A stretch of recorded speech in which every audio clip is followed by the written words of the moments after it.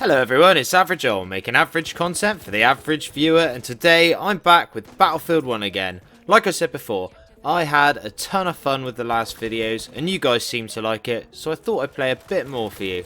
Before I start, I'd like to say a massive shout out to Guadalupe Munoz. I'm so sorry if I'm pronouncing that wrong, mate.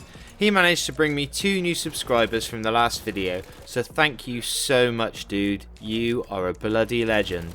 If anyone else wants me to shout them out in my next video, all I ask is that you just tell 2 or 3 of your mates to come and comment on this video, and I'll thank you in the next one. Don't worry if you haven't got 2 or 3 friends, I will accept your parents and your nan as well. Also, if you're new here and you like my style of crude jokes and close to the edge humour, then hey, why not subscribe? Anyway, let's get on with it, shall we? So I've been thinking of what would be a good type of video to make for you guys. The thing is, this game has been out so long that there's literally no point in doing tips and tricks videos, and I'm too much of a tech-tard to work out my Elgato at the moment, so I can't do a live gameplay video just yet. So I thought I'd just have a bit of fun with it. And yes, I did just use the phrase tech-tard. It's basically someone who is technologically retarded, like myself. Feel free to use it. Now, there are many things in life that people hate, like stubbing your toe, or when your penis accidentally touches the inside rim of the public toilet seat. But I thought I'd do a video on 2 of the most depraved strategies to grace Battlefield 1. Right, I know this might trigger some of you, and I have to warn you that if you have a weak stomach, you might want to look away, because the first thing I'm going to talk about is honestly disgusting. It's like if you mixed a bowl of sick with a bucket of diarrhea and then chucked in half an aubergine. It's a playstyle that is so frowned upon that even Hitler would have said that it was going a bit too far. And that is sitting on the edge of the map in an anti-aircraft tank, only shooting the infantry. I know, it's horrible, but this is the sort of thing I'm willing to put myself through for you guys. So I know most of you guys have probably come across this sort of player. They spend the whole game sat in the middle of nowhere just picking people off from a distance with no other motive than protecting their kill-death ratio and making you more depressed than a quadriplegic dog in a tennis ball shop. Yeah, that's how evil these guys are. So let me run you through the process. What you're going to want to do is hover over the tank spawn icon as soon as the game starts and continually spam that select button. You see, the absolute worst case scenario is that someone selects a tank before you and decides that they want to use a heavy tank to push with the rest of your team to aim for a win. Now obviously you could do that, but it's such a big risk. You're honestly better sitting in a position where you can't be countered by any pesky assault players, but you can easily use the range of your gun to pick people off in the distance.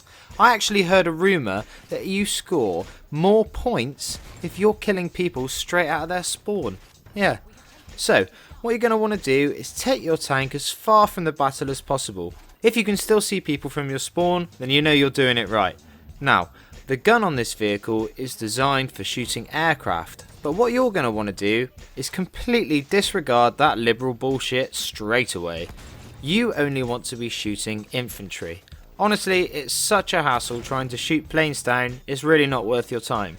So just aim for the players who are running out in the open, the easy targets, and I can't stress this enough. The ones who have just spawned are clearly the best targets. The thing is, if you can get people to message you, calling you names and sending you death threats, then you know that you're doing the right thing.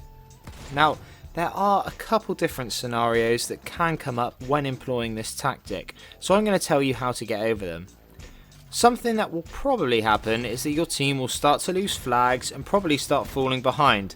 This is because there isn't any friendly armour to help push the objectives. Now, the temptation will be to try and move closer to the enemy objective to help clear it for your team. You want to fight that urge harder than if it was the urge to throat punch a toddler and then kick it down some stairs. The thing that you have to remember is that it really doesn't matter whether you win or not. You just need to finish the game with over 50 kills and less than 5 deaths. Preferably less than 2, but that takes years of practice and only the top level of Battlefield players can do this successfully. But what happens if I die? I hear you cry. Well, it's very simple. what you're going to want to do is just sit there on the spawn screen waiting for a tank to appear.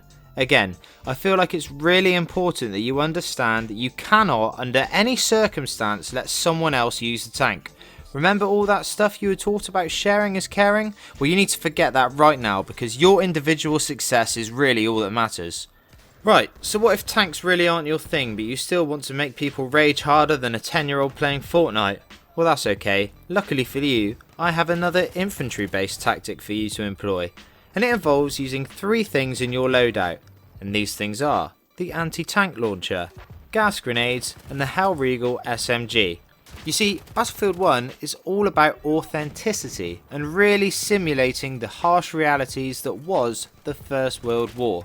So to achieve this perfectly, what you're going to want to do is use a fully automatic submachine gun that has a 50-round drum mag, very little recoil, and shoots faster than I do in the bedroom. The greatest thing about this gun is the fact that it was only a prototype of a gun, so no one actually used it in the First World War, which is awesome because you will feel truly powerful and unique.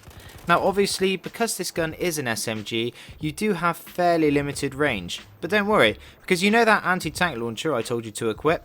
Well, similarly to the AA tank, you rarely want to use this weapon on tanks. I mean, if the opportunity arises, by all means pop off a few rounds, but really, you want to think of it as a sniper with explosive bullets. Do you see a sniper on a cliff taking shots at you? Well, pop that mother hubbard and send his burnt little pieces back to his family. Are you pinned down by someone who clearly has better gun skill than you? Well, make that try-hard eat a rocket for his troubles. You see, the thing is, again, you really don't want to be worried about playing the game how it was intended.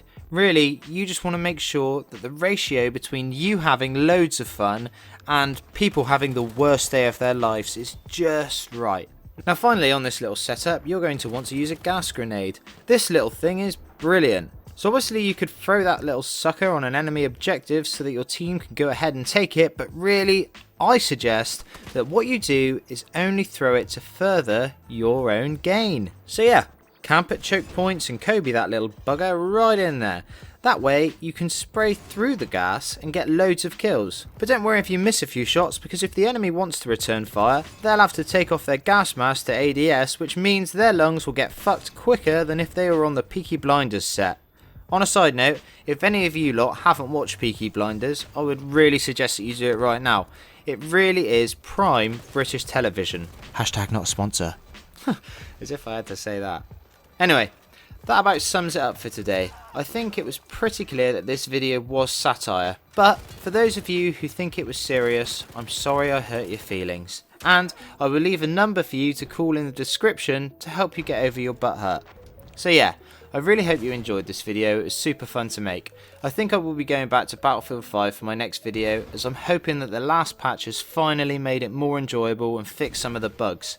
Honestly, at this point, being a Battlefield fan is a bit like being married to an alcoholic. Every time they say they've changed, I come running back, ready to forgive them, but before I know it, they're back to drinking a bottle of vodka before dinner and smashing all the doors in their house when their favourite fucking sports team loses. But anyway, yeah, that's about it for today. I really hope you enjoyed it. I'm Average Joel. Peace.